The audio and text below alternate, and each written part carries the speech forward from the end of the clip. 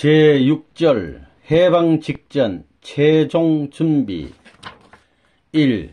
조기 졸업과 귀국 와세다 고등공학교 졸업.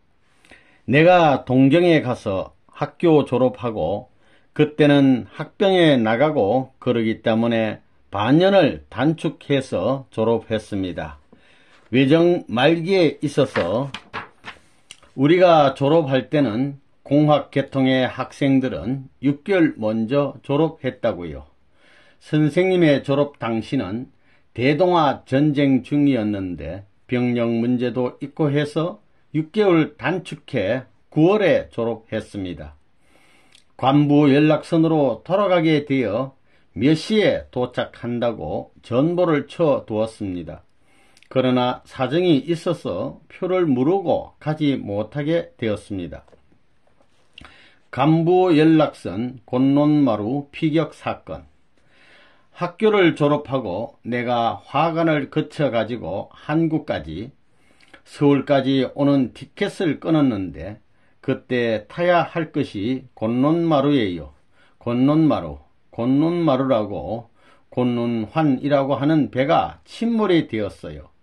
바로 그 배를 내가 타게 되어 있었어요. 그때가 10월 4일인가 되는데 그 배를 딱 타게 된 거예요. 몇 시에 배를 탄다고 전보를 쳤으니 딱 그 배를 타게 되어 있었거든요. 그런데 정거장에 나가 차를 타려고 하는데 발이 안 떨어지는 거예요. 그 배를 탔으면 가는 거지요. 하늘이 벌써 선생님을 못 가게 하는 거예요. 그걸 잘 아는 사람이라고요. 마음이 뒤로 돌아가라는 거예요. 당장에 전보를 쳐서 못 간다는 연락을 안 하고 돌아와서 동무들하고 등산을 갔어요. 그때가 가을이었거든요. 부사산에 가자고 해가지고 등산을 갔어요. 내가 등산 가는 바람에 며칠이 지나갔어요. 일주일 있다가 돌아왔으니 말이에요. 어디 전보를 쳤겠어요? 그러니 고향에서는 난리가 났지요. 본가의 소동과 모종의 극치. 고향에서는 큰일 났던 것입니다. 아들이 딱 그 배를 타고 아무 날 몇 시에 온다는데 안 왔으니 큰일이 났거든요. 야단이 벌어졌던 거예요. 어머니가 얼마나 자식을 사랑해요. 그러니 어머니는 환장할 지경이지요. 저 평안북도 정주에서 경찰서에 그저 이틀간이나 들락날락 했던 것입니다. 부인이 치마도 안 입고 홀바지 바람으로 행차했으면 그거 다 된 것 아니에요? 정신이 없었던 거예요. 맨발인지 치마를 입었는지 그거 볼 게 어디 있어요. 선생님의 고향 마을에서 정주읍까지는 20리길입니다. 어머니께서는 그 20리길을 왕발, 맨발로 뛰고 부산까지 갔다 왔는데 신이고 옷이고 무엇이고 생각할 정신이 있었겠어요? 우리 아들이 죽었다고 맨발로 뛰어 나와가지고 부산 수상경찰서까지 가서 조사를 하니 명단에는 없고 알 수가 있나요? 그러니까 어머니는 틀림없이 아들이 죽었다고 이래가지고 그렇게 골똘한 마음을 가지다 보니 왕발로 뛸 때 그 발바닥에 아카시아 가시가 박혔다는 것을 몰랐다는 겁니다. 그것이 박혀가지고 골마 터질 때까지도 몰랐다는 거예요. 그때 내가 보름 후인가 하여튼 열흘이 지난 후에 돌아왔어요.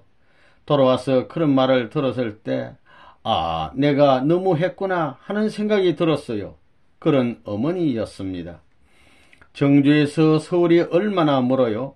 580리 길이니까 기차로는 10시간 걸려야 되는 거예요. 그래 부산까지 오려니 얼마나 정신이 돌았어요. 그러니 위대한 부모라는 것입니다. 그러한 어머니를 대해서 선생님 자신은 효도를 못해 봤습니다. 선생님은 누구보다도 자식을 사랑하는 어머니를 가진 사람이라고요. 그 어머니에게 효도를 못해 봤다고요. 왜 그랬느냐? 임자네들을 사랑하려고. 귀국. 선생님이 일본의 궁성을 지나게 될 때 나라를 잃어버리고 민족을 잃어버린 한을 품은 외로운 사나이로서 그 궁성을 응시하면서 이제부터 20년 후에는 하늘이 한 민족을 중심 삼고 승리의 깃발을 꽂으실 그날이 오리라는 것을 선생님은 이미 알고 하나님께 기도했었습니다.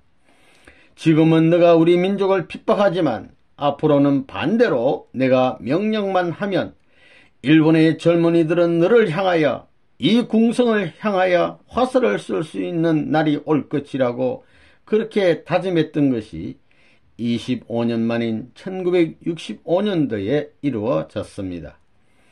선생님은 일본을 떠나오면서 생각을 했습니다. 20년 후에 내가 틀림없이 돌아올 것이니 그때 다시 만나자.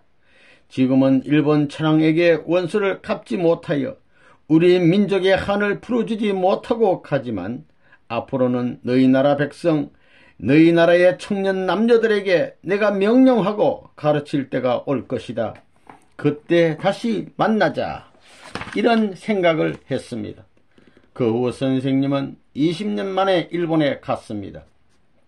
가자마자 제일 궁금한 것이 무엇이었느냐 하면 우리 교회의 청년 남녀들이 얼마나 되느냐 하는 것이었습니다. 젊은 남녀들이 한 500명 모였는데 그들이 전부 다 부잣집 자녀들이었습니다.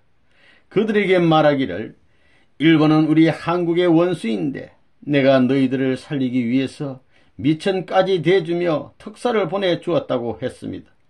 그래가지고 거기에 모인 젊은이들에게 너희 나라의 죄가 무엇인지 아느냐고 물으니 안다는 것입니다.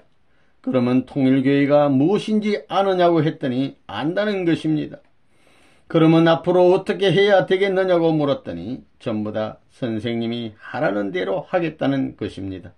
이게 얼마나 멋진 일입니까? 일본 천황도 다 필요 없고 통일교회와 통일교회 문선생이 승리하기를 바란다는 것입니다.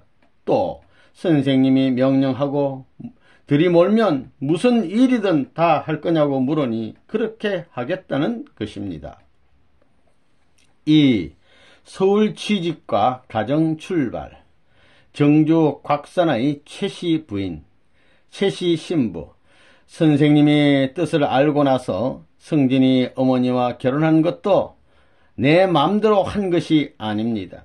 영계에서 지시가 있어서 한 거예요. 그 사람도 영계의 지시하에서 만난 거라고요. 그 사람 이름이 최선길입니다. 높을 최, 먼저 선, 길할 길자예요. 이름이 남자 이름 같은데 어떻게 최선길이라고 했겠어요? 영계에서 다 가르쳐 준 것입니다. 먼저 길했다는 거예요.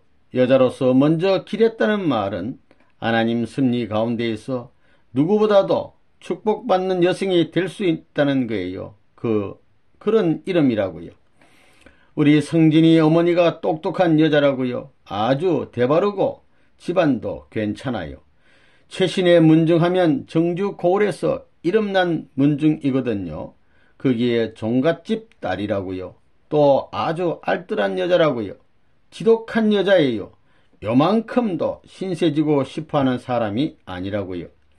그런 초등학교를 나오고 7년 내지 8년의 과정을 거친 학력밖에 없는 사람이라고요.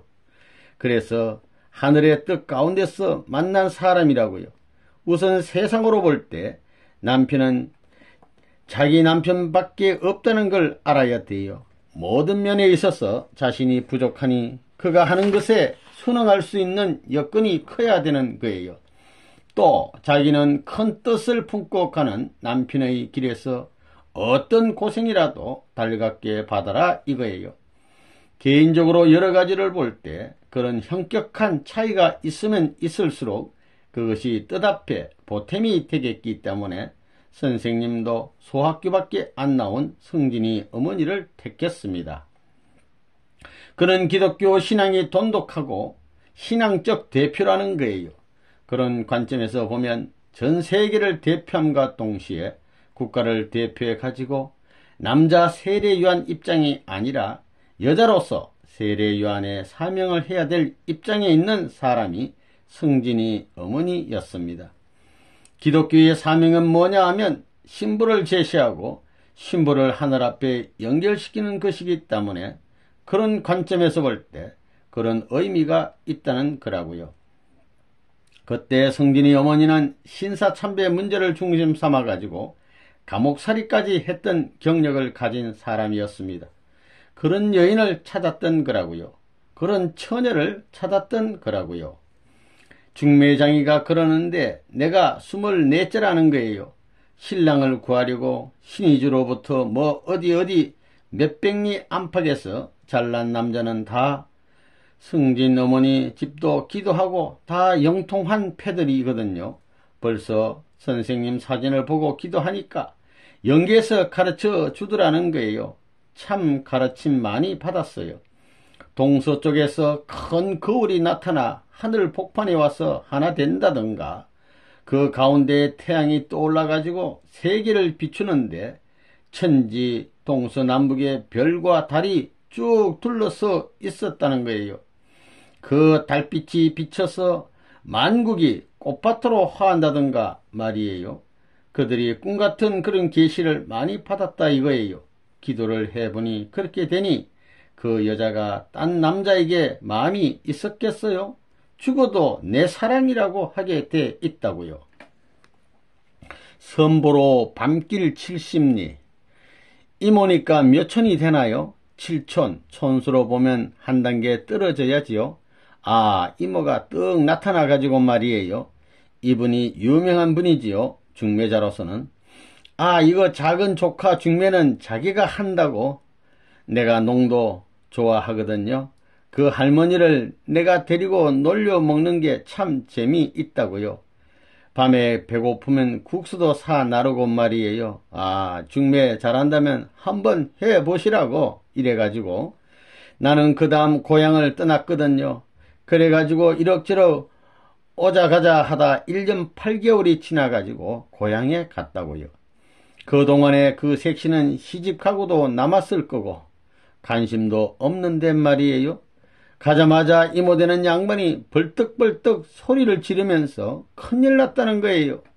혼자 있는 처녀 너가 바람들여 나와가지고 이 여자가 죽어도 딴 데 시집을 안 간다고 버티고 있으니 큰일 났다 이거예요.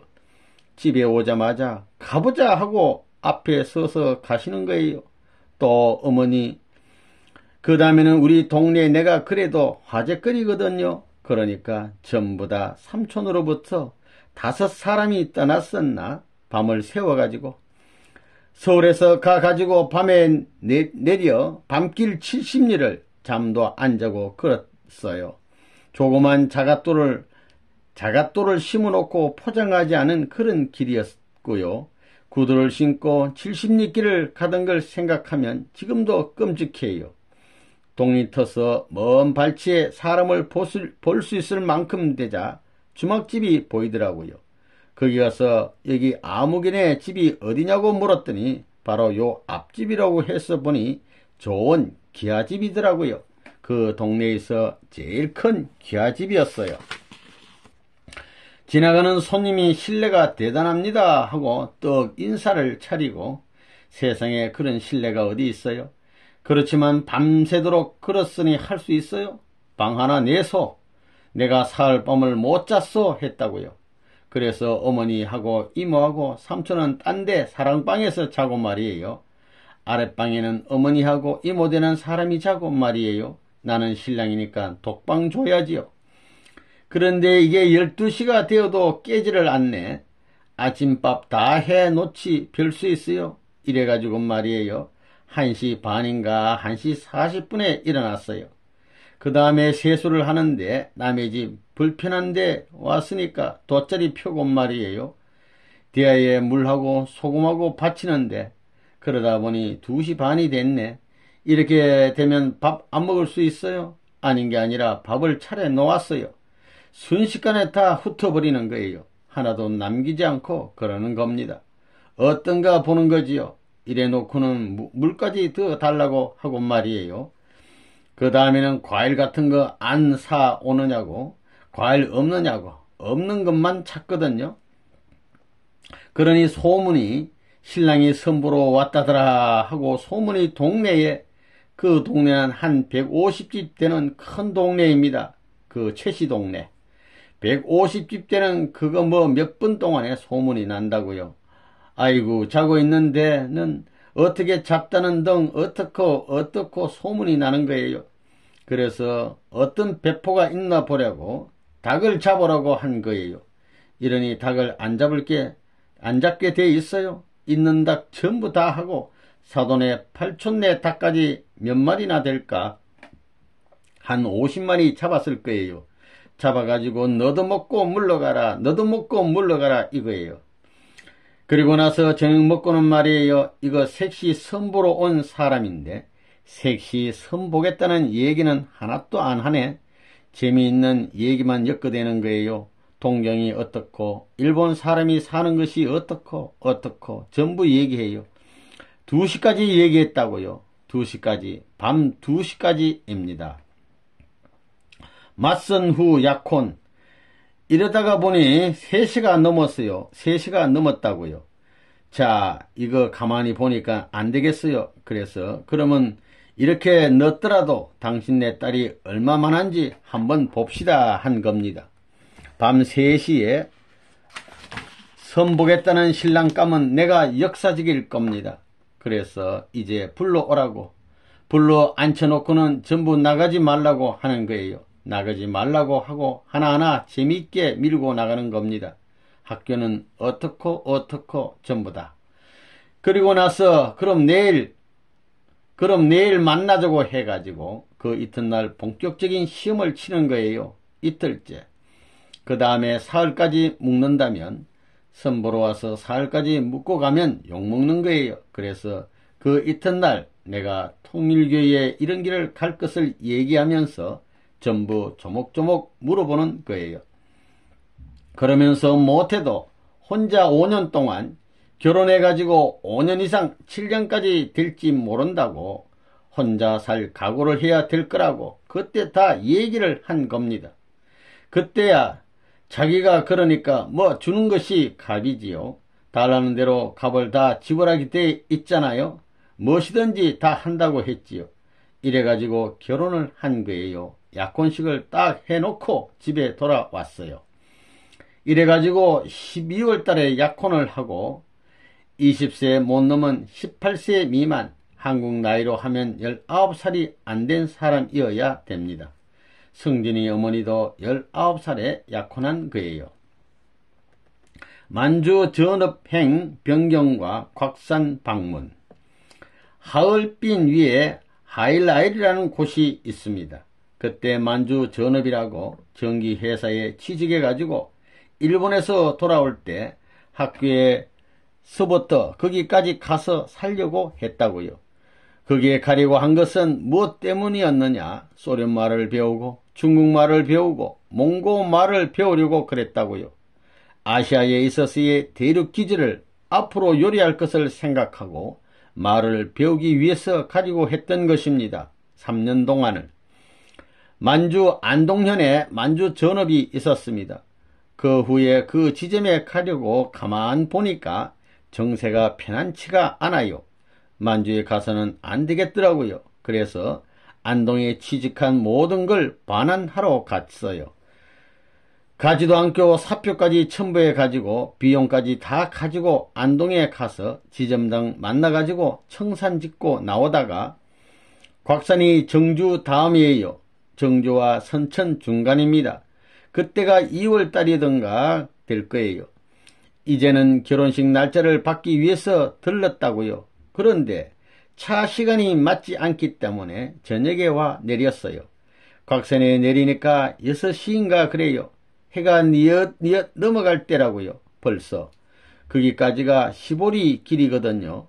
그러니까 그때가 2월 초예요. 눈이 그때 평안도에는 3월달까지 눈이 옵니다. 눈이 내리기 시작한다고요. 그러니까 내려서 찾아서 이게 처음 가는 그지요. 약혼에 둔 색시한테 총각이 말이에요.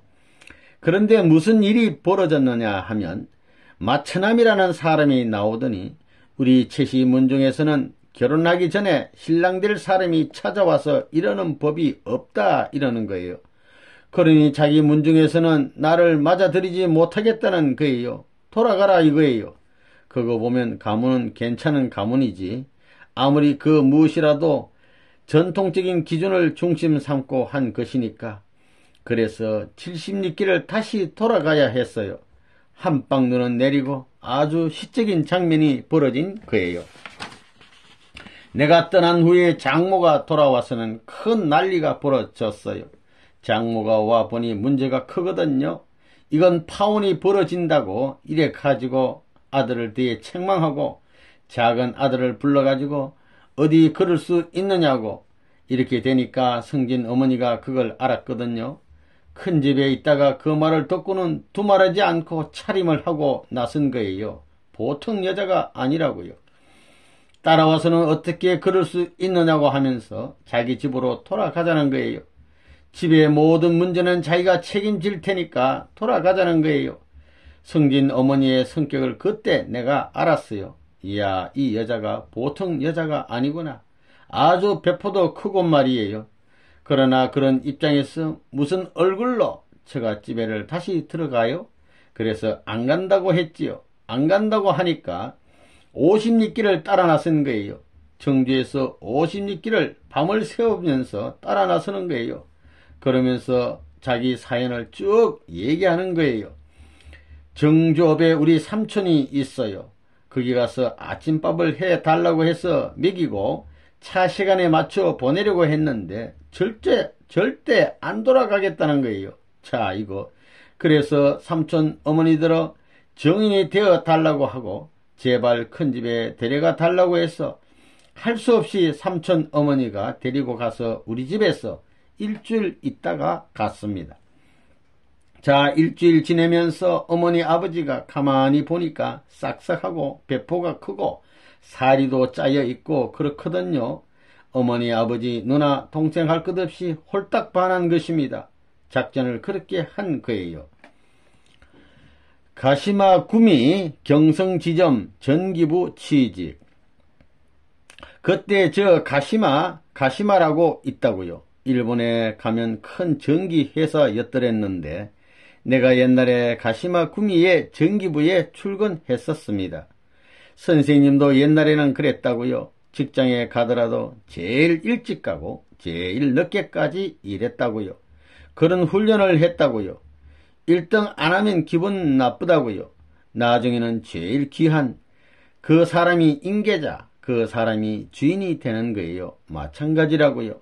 하늘의 뜻을 대해가지고 새벽같이 일어나고 일생을 이루는 사람이 주인이 되는 것입니다.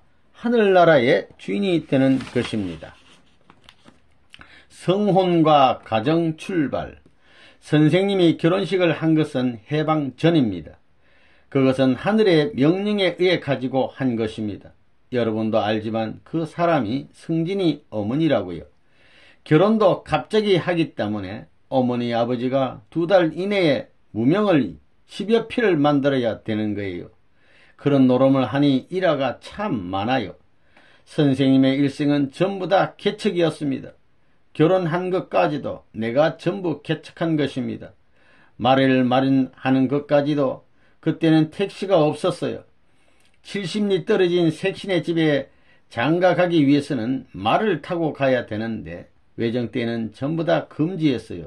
걸어갈 수 없으니 말을 구하는 것부터 전부 다 선생님이 했습니다. 결혼할 때 날짜를 받았는데 말이에요. 결혼하기 일주일 전에 장인이 돌아갔어요. 4월 17일 부활절이기 때문에 지내고 5월 4일날 시집 오는 날은 또 비가 억수같이 오는 거예요. 이렇게 모든 것이 어려움이 많았습니다. 탕감길이에요. 탕감길. 곡절이 많았어요. 예수교회의 이호빈 목사, 한준명, 박재봉 목사 등 그 간부들을 내가 잘 알아요. 이런 사람들이 선생님과 참 가깝거든요. 그렇기 때문에 그 이호빈 목사를 성진이 어머니와 결혼할 때 새 예수교회에 가가지고 내가 잡아온 거예요. 끌어온 거라고요. 그만큼 가까웠다고요. 왜 가까우냐 하면 평양새 예수교 주일학교 학생이 1000명 가까이 나오곤 했는데 언제고 들리게 되면 주일학교 교육을 했거든요. 유명하다고 소문이 났다고요. 줄 학생들한테 그렇게 목사들하고 친하고 그랬기 때문에 이호빈 목사와도 잘 알게 되었다고요. 그래서 성진이 어머니와 결혼할 때 이호빈 목사가 주례한 거예요. 3. 경기도 경찰부 순환. 일경의 혹독한 고문. 학생 때에도 감옥 출입을 보통으로 한 사람입니다. 또 외놈들의 고문대에서 배심도 부려본 사람입니다. 그런 역사가 많은 사람이에요. 일본 녀석들한테 고문을 많이 받았습니다. 그들의 고문은 아주 지독했습니다. 지금 젊은이들을 잡아다가 그때처럼 지저대고 하면 고문을 하면 옷에 똥을 싸면서 하지 않은 것도 했다고 할 것입니다. 일본 사람이 고약한 노름을 한 것을 다 잘 아는 것입니다. 내가 감옥살이도 하고 일본 고동계 형사나 특과 형사들에게 매도 맞고 물도 먹고 별의별 짓을 다 당한 사람입니다. 온 사지에 전부 다 죽은 피가 돌 만큼 또 피가 몇 사발 쏟아질 만큼 매도 많이 맞아봤습니다.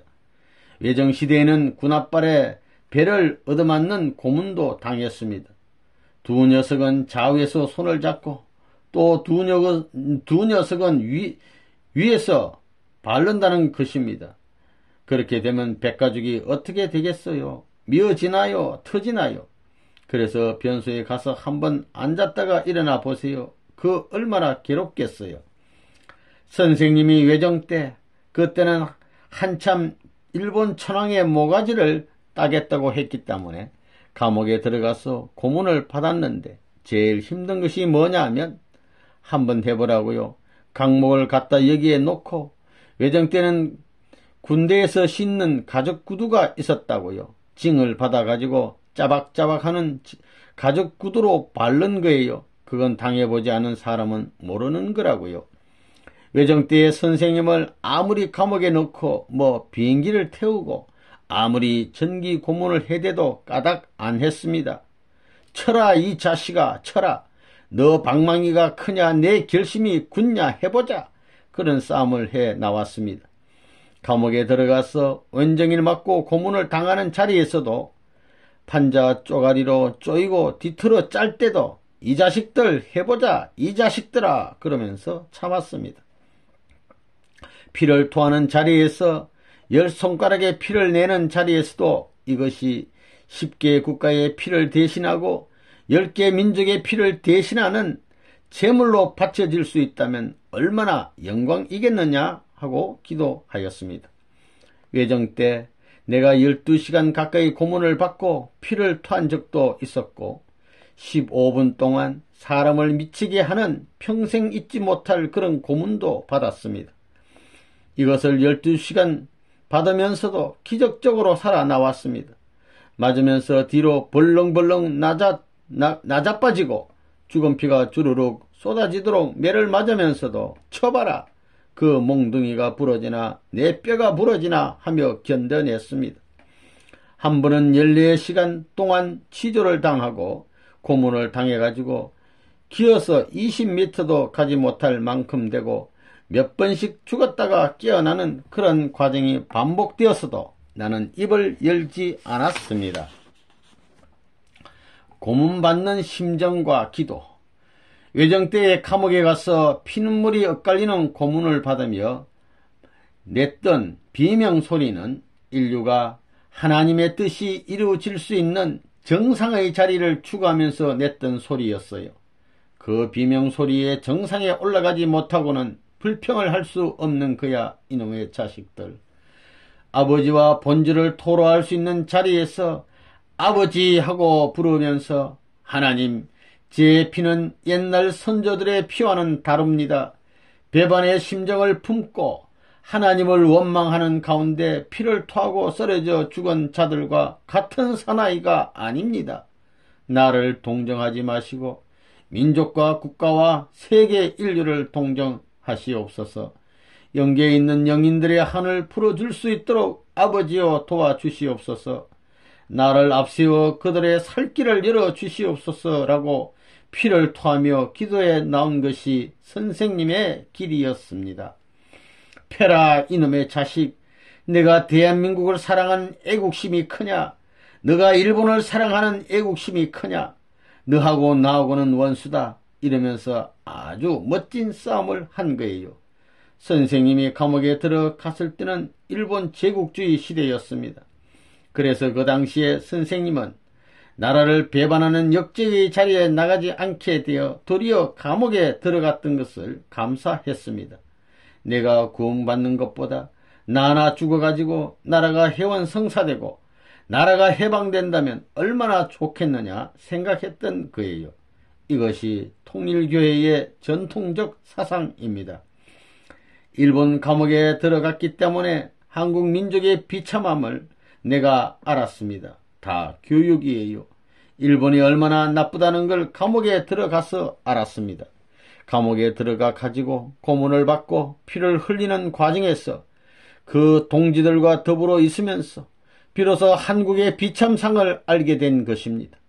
이러한 민족을 누가 해방해야 된다는 이런 의미를 느끼게 한 것도 감옥에 들어가서예요.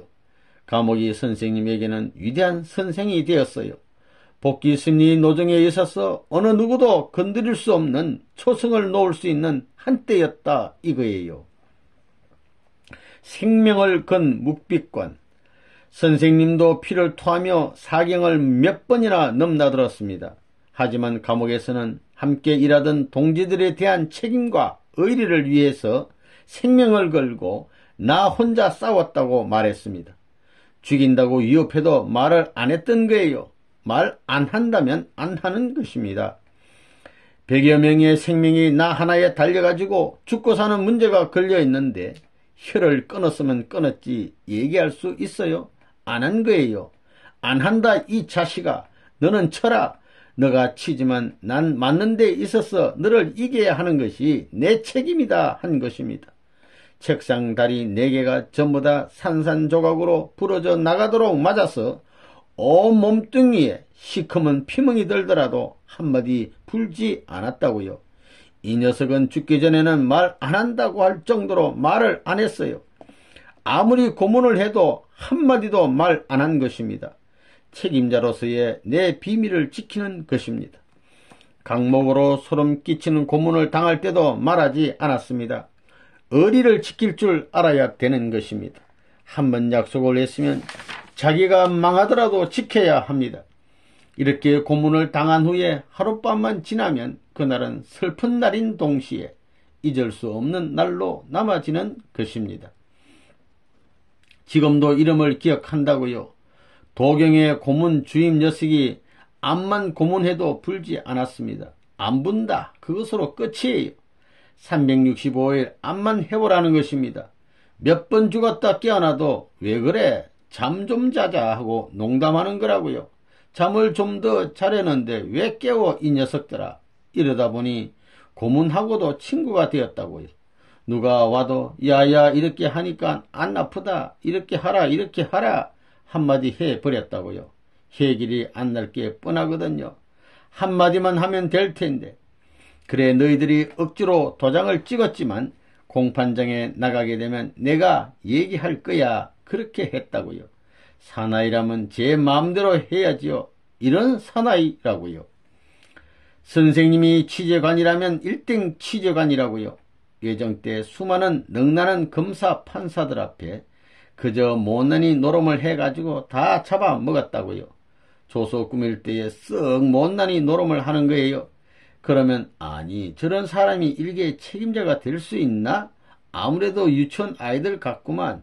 그래가지고 결국은 전부 다 그러다 보면 딱 중요한 일 가려가지고 넘어가는 거라고요. 그래가지고 서류 꾸미고 도장 찍으면 아무것도 아니라고요.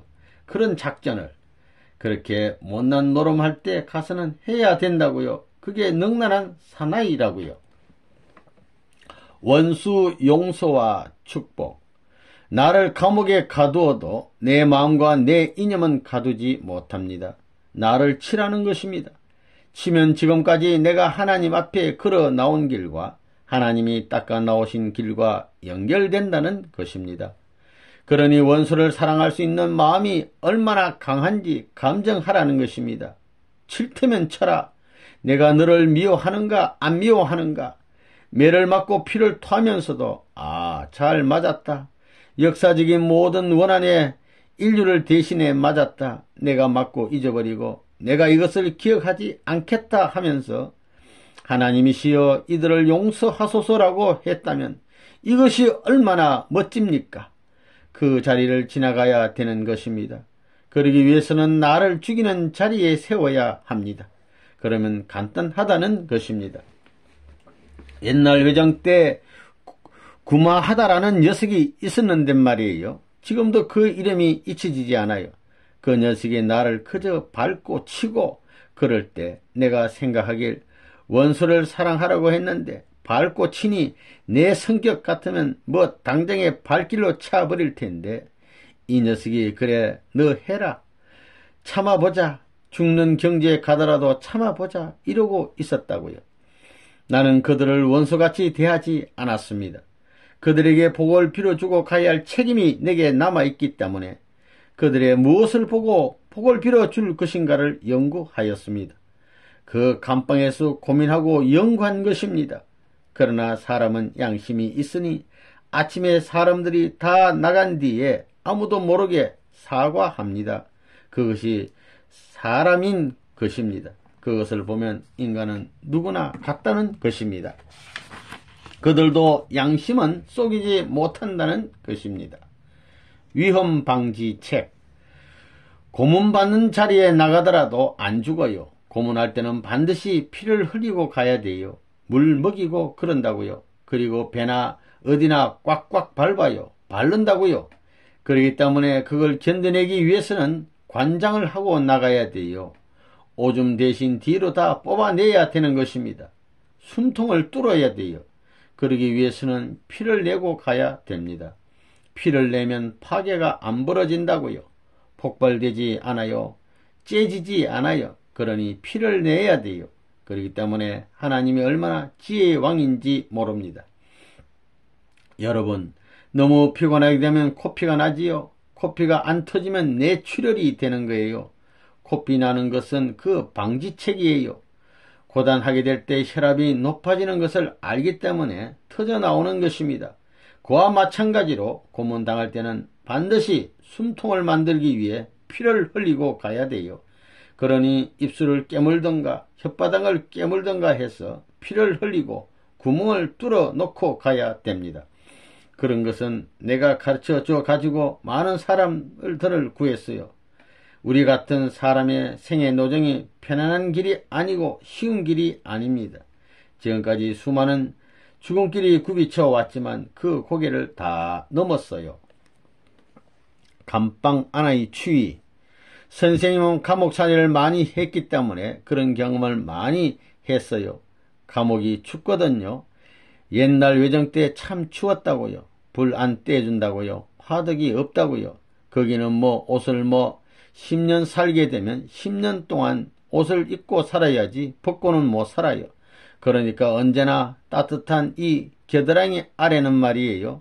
이곳이 무슨 정가정인 줄 알아요. 무슨 안식처인 줄 알아요. 이 벌레.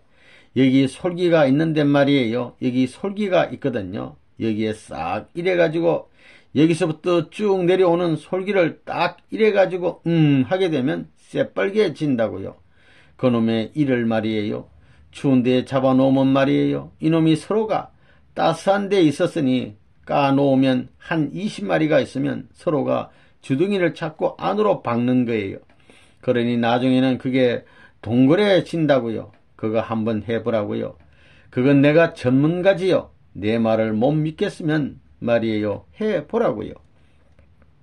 그거 그럴 것 아니에요. 추우니까. 여러분도 춥게 되면 엉거라지지요. 마찬가지입니다. 그러니까 전부 다 주둥이 나오는 건 싫거든요. 전부 다 꽁무니만 나온다고요. 꽁무니는 뭉퉁하니까 추위를 타더라도 덜 탈 게 아니에요.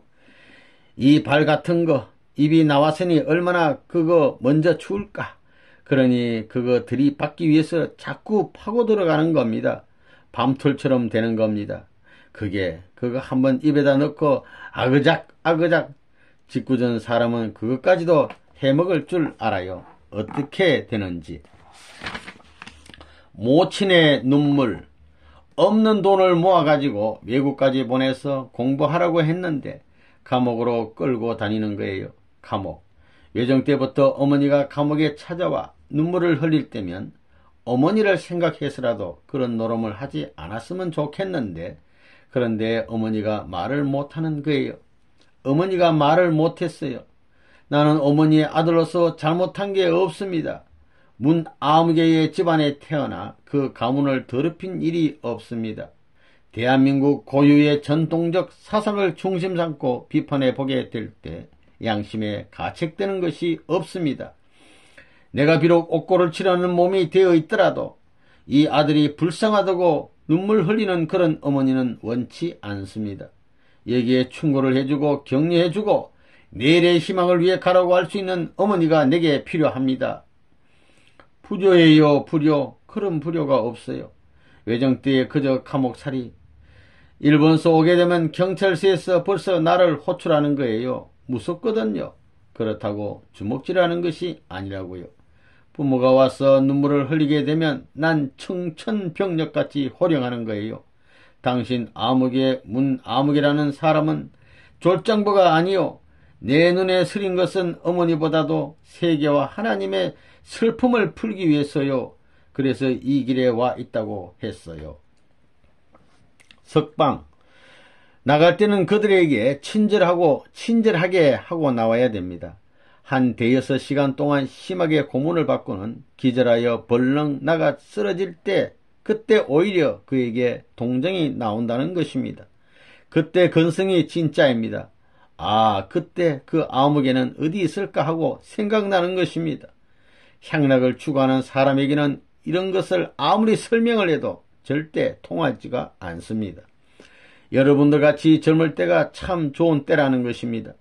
고생을 해도 고생한 흠이 안 나요. 내가 잘 알아요. 선생님이 여러분만한 때 고문도 많이 받아봤어요. 암만매를 맞고 물고문을 당해서 몸뚱이가 터지고 그러더라도 안 죽어요. 한 2주일 지나니까 전부 복귀되던데 뭐. 2주일 잘 먹으니까 여전해지더라고요. 그러니까 고생은 늙어서 할 것이 아니고 아기 낳기 전에 해야 됩니다. 여기 서 있는 문 아무개는 일생 동안 수차례 감옥을 왕래했지만 망하지 않았습니다. 한강변에 서서 내가 통곡했던 것을 그 누구도 모르지만 나는 알고 있습니다. 4. 해방 직전 내적인 준비 마무리. 일제에 취하해서 내적인 준비. 한국은 40년 동안 일본의 지배를 받아야 했습니다. 일본은 사탄편 여성국가였습니다. 그 40년 기간에 일본은 한국의 모든 문화적 전통 그리고 심지어 한국의 언어까지 없애려고 했습니다. 선생님 자신도 그 기간 동안에 일본인들에 의해서 투옥되었습니다. 그와 같이 일본 정부에 의해서 투옥되고 억압받았던 한국인들이 많이 있었습니다. 하나님에 의해서 부름받기 위해 그 사람들은 애국자, 효자 또는 그들 사이에 헌신하는 사람들이 되어야 했습니다. 애국자들은 나라를 위해서 그들 자신들을 바치겠다고 결심한 사람들입니다. 하나님의 섭리를 위해서도 그러한 사람들이 필요합니다.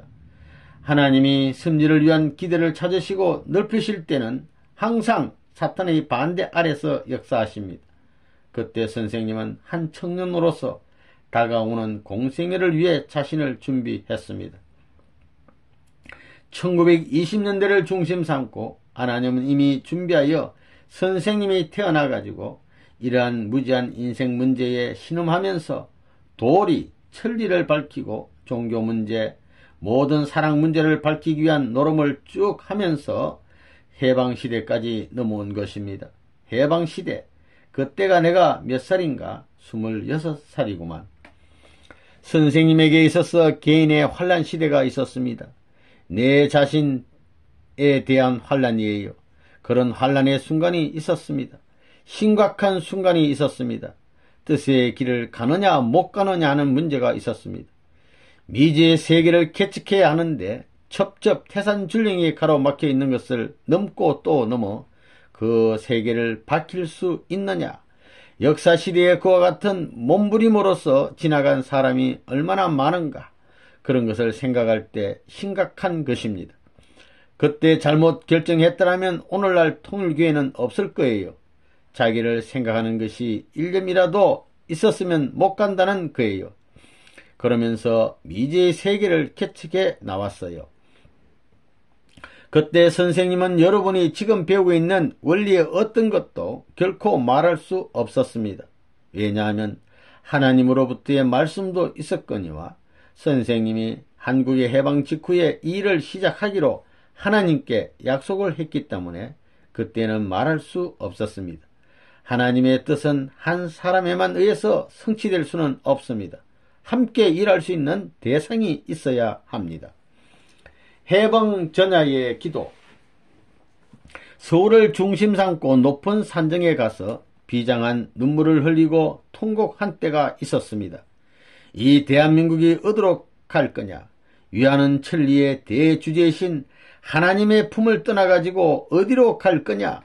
또 내가 해방 전에 북악산으로부터 해서 전부 다닌 사람이라고요. 그래서 너 대한민국아 슬퍼하지 마라. 세상은 망하더라도 너는 망하지 않을 것이다. 머리를 숙이고 이렇게 기도했습니다. 내가 있는 한 망하지 않아요. 우리나라 선조들의 원한이 많고 하나님의 원한이 많습니다. 서울에 오게 되면 내가 삼각산을 가고 그렇게 돌아다니면서 기도하던 그때가 잊혀지지 않아요. 여러분은 그럼 뭐가 있어요? 세상은 모르지만 사랑의 길, 사랑의 탑은 높이 쌓아야 되는 거예요.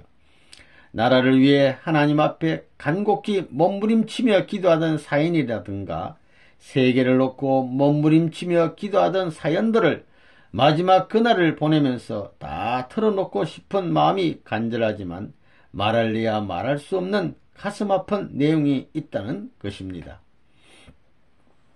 전국 신령 집단 답사. 내가 이 길을 나서게 될 때 한국의 유명한 목사들, 이름난 목사들을 다 만나봤습니다. 이건나 설이건나 다 알아봤다고요. 누구가 몇 점짜리이고 누구는 몇 점짜리인지 이미 점을 치고 출발한 사람입니다. 그 사람들은 나를 모릅니다. 겉으로 봐서는 총각이요 그냥 덥수룩하니 지나가는 길손으로밖에 생각하지 않았겠지만 나는 그들의 속살을 다 빼가지고 이미 하늘 보고서에 기록하고 나섰다고요. 보고하고 나선 노름이라고요. 선생님이 소년시대를 거치고 청년시대를 거쳐 철이 나게 되면서부터 성경의 내용을 중심 삼고 깊이 탐구하다 보니 하나님의 섭리가 어떻다는 것을 전부 알게 된 것입니다. 그리하여 25세의 해방과 더불어 새로운 발족을 시작하게 된 거예요. 선생님은 먼저 지하교회를 편답했어요.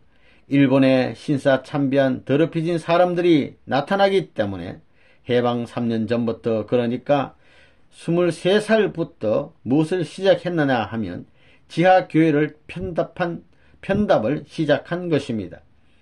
신령한 사람들이 어떤 길을 가느냐? 하나님의 섭리는 이렇게 가야 할 텐데 이런 준비 단체가 반드시 있어야 될 텐데 이래가지고 지하교회를 탐사하며 유명하다는 신령한 사람들을 전부 다 만나보았지만 그들도 하나님의 뜻을 모르고 있더라 이겁니다. 하나님의 뜻의 방향을 모르는 거예요. 벌써 20대 전에 유명한 모든 부흥사들을 다 찾아봤어요. 타락이 어떻게 해서 된 줄 알아요? 타락론 보고 물어봐요. 뭐 누구누구 전부 찾아보고 또 일본 가서 잘났다는 것 다 훑어본 거예요. 이 녀석들아, 너희들이 하늘의 비밀을 모른다. 장래에 내 수첩 안에 있는 비밀 기록이 나올 때는 너희들은 무릎을 꿇고 항복을 해야 돼. 그렇게 생각했어요. 다 방문하는 거예요. 뭐 계룡산 편이 뭐니 잡동산이 편을 다 방문하는 거예요. 잘났다는 녀석들, 하늘의 비밀이 어떻다는 걸 내가 잘 알기 때문에 몇 사람은 깜깜천지가 돼가지고 정도령 해먹겠다고 이러고 있다 이겁니다. 참다운 신앙 잔체들은 전부 지하로 들어갔습니다. 그때 선생님이 비록 나이는 어렸지만 지하 운동하던 신앙 단체라든가 모든 한국 실정을 잘 알고 있었습니다. 해방의 때 예견, 문 선생이 똑똑한 사람이라고요. 문 아목이라는 사람 그렇게 어리숙한 사람이 아니라고요. 똑똑한 사람이에요. 벌써 천리를 내다보고 사는 사람이라고요. 벌써 10대에 소년시대의 나라가 어떻게 될 것을 안 사람이에요. 어제도 우리 사촌 동생이 얘기하더구만요. 아이고, 일본과 독일이 1945년 되게 되면 4월에는 독일이 망하고 8월에는 일본이 망한다고 얘기했던 것이 다 맞아 들어가서 자기는 생각할 때 대학만 나오면 저렇게 천하를 다 알고 미래까지 훤하게 아는구만 하고 생각했다는 것입니다. 선생님이 오늘 말씀하는 원리는 20대에 전부 다 준비했던 거예요. 지금 보라고요. 50년 전에 말한 것이 오늘날 다 이루어지는 것입니다. 지금 와서 말하는 것이 아닙니다. 그때는 한국이라는 나라도 없었어요. 그런 모든 역사를 두고 보면 한스러운 거지요.